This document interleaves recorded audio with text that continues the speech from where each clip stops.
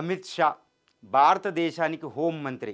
కానీ పహల్గాం దాడి అనంతరం, అదేవిధంగా ఇప్పుడు జరుగుతున్న భారత్ పాకుల యుద్ధం సమయంలో ఆయన కనబడుటలేదు.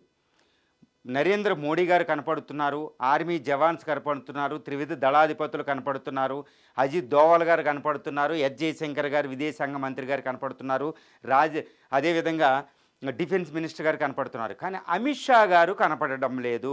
కారణం ఏమిటి అంటే చాలా ఉంది. అమిత్ షా గారి కోసం ముందు చిన్న విషయం చెప్తాను, ఎందుకు కనపడడం లేదు, అసలు ఆర్ఎస్ఎస్ ఆయన మీద ఎందుకు కోపంగా ఉందో కూడా చెప్తాను. అమిత్ షా గారి వయసు కేవలం 60 సంవత్సరాలు మాత్రమే. అంటే రాజకీయంగా ఆయన యువకుడు. ఆయన యొక్క ఎక్స్పీరియన్స్ చూస్తే ఇప్పుడు ఆయన పొటెన్షియల్ వారసుడు అనమాట. ఓకే, మన నరేంద్ర మోడీ గారికి సెప్టెంబర్ వస్తే 75 సంవత్సరాలు నిండుతుంది. ఆయన రిటైర్మెంట్ పక్కా అనేది అర్థమవుతుంది. అమిత్ షా గారు పొటెన్షియల్, ఆయనకి మంచి వారసుడు అనడంలో అతిశయోక్తి లేదు.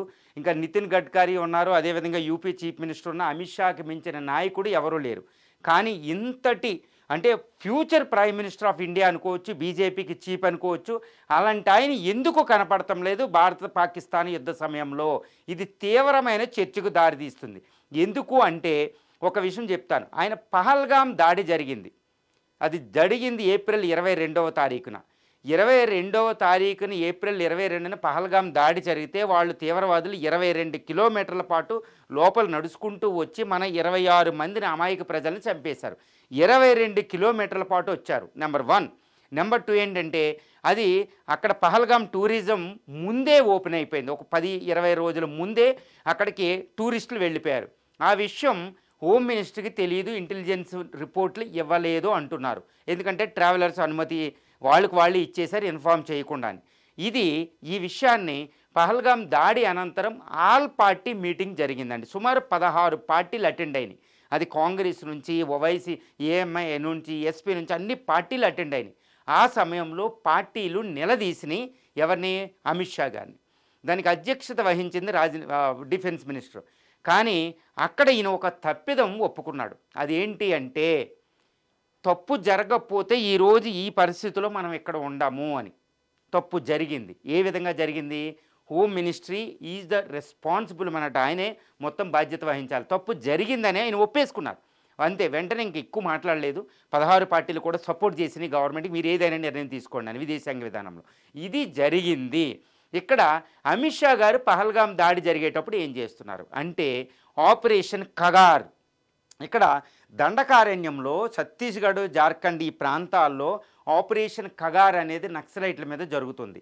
1000 మంది సుమారు నక్సలైట్లని కర్రెగట్టు అనే గ్రామంలో వాళ్ళని పట్టేసుకోవడం జరిగింది. చుట్టూరు 10,000 నుండి 20,000 మంది defence forces, especially CASF, BSF అని పారామిలిటరీ ఫోర్సెస్. ఈ పారామిలిటరీ ఫోర్సెస్ అన్నీ అమిత్ షా గారు హోమ్ మినిస్టర్ ఆధ్వర్యంలోనే ఉంటాయి, డిఫెన్స్ మినిస్టర్కి సంబంధం లేదు. ఆయన దృష్టంతా ఆపరేషన్ కగార్, నక్సలైట్లను నాశనం చేయడం. దేశభక్తుడు, మంచి పనే చేస్తున్నారు, కాదనడంలే. కానీ కాశ్మీర్ని నెగ్లెక్ట్ చేశారు. కాశ్మీర్లో తీవ్రవాదులు దాని అడ్వాంటేజ్ తీసుకున్నారు. యాక్చువల్లీ కాశ్మీరీ తీవ్రవాదులు ఎప్పుడు రెచ్చిపోతారు? అమెరికా అధ్యక్షుడు కానీ, ఉపాధ్యక్షుడు కానీ భారతదేశంలో ఉన్నప్పుడు, భారత ప్రధాని ఏదైనా ముస్లిం కంట్రీ విజిట్ చేసినప్పుడు తీవ్రవాదులు తప్పనిసరిగా వీలవుతారు. అది గుర్తించలేదు.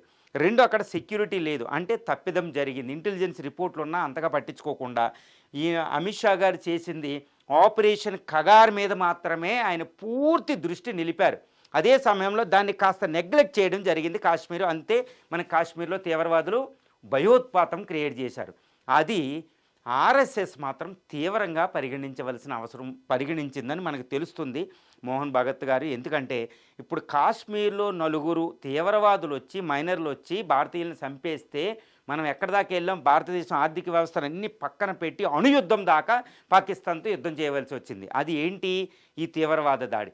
ఆ తీవ్రవాద దాడిని ముందు ఎందుకు అడ్డుకోలేదని ఆర్ఎస్ఎస్ చాలా తీవ్రంగా కోపం, ఆయన్ని తిట్టింది, ఆయన్ని చాలా క్రిటిసైజ్ చేసిందని మనకు తెలుస్తుంది. అమిత్ షా గారు దేశభక్తుడు, కానీ కర్రెగుట్టలో ఆయన దేశం కోసమే పాటుపడుతున్నారు. కానీ అదే సమయంలో కాశ్మీర్లో తప్పు జరిగింది, ఇంటెలిజెన్స్ ఫెయిల్యూర్ జరిగింది అనేది ఉంది. ఇప్పుడు ఆయన ఎందుకు కనపడడం లేదంటే ఎక్కువగా ఆయన ఎక్కువగా కనపడడం లేదు, వార్తల్లో నిలవడం లేదు. ఎందుకంటే ఆయన్ని పూర్తిగా కొన్ని రోజుల పక్కన ఉండనే ఆదేశాలు ఉన్నాయి. ఎందుకంటే యుద్ధం అయ్యింది అంటే బ్యాక్ టు పాలిటిక్స్ వస్తాయి. కాంగ్రెస్ ఇవన్నీ ఆయన ఇంటెలిజెన్స్ ఫెయిల్యూర్లో ఆయన నిలదీసి అమిత్ షా గారు హోమ్ మినిస్టర్ రిజైన్ చేయాలి అని డిమాండ్ కూడా వచ్చే అవకాశం ఉంది. కాబట్టి ఆయన్ని సైడ్ లైన్ చేయడానికి ఈ కొన్ని రోజులు పక్కన పెడతారు. కానీ ఆయన 60 సంవత్సరాలే. ప్రధాని మోడీ గారికి పొటెన్షియల్ అంటే చాలా వారసుల్లో అతి ముఖ్యమైన వారసుడు ఈ అమిత్ షా గారు. కాబట్టి ఆయన జాగ్రత్తగా కాపాడుకోవడానికి బీజేపీ అందరూ ట్రై చేస్తున్నారని కూడా అర్థమవుతుంది. అమిత్ షా ఈజ్ అమిత్ షా, బట్ ఆయన నెగ్లిజెన్స్ అనేది భారతదేశం యుద్ధం దాకా తీసుకెళ్ళిందని చెప్పవచ్చు.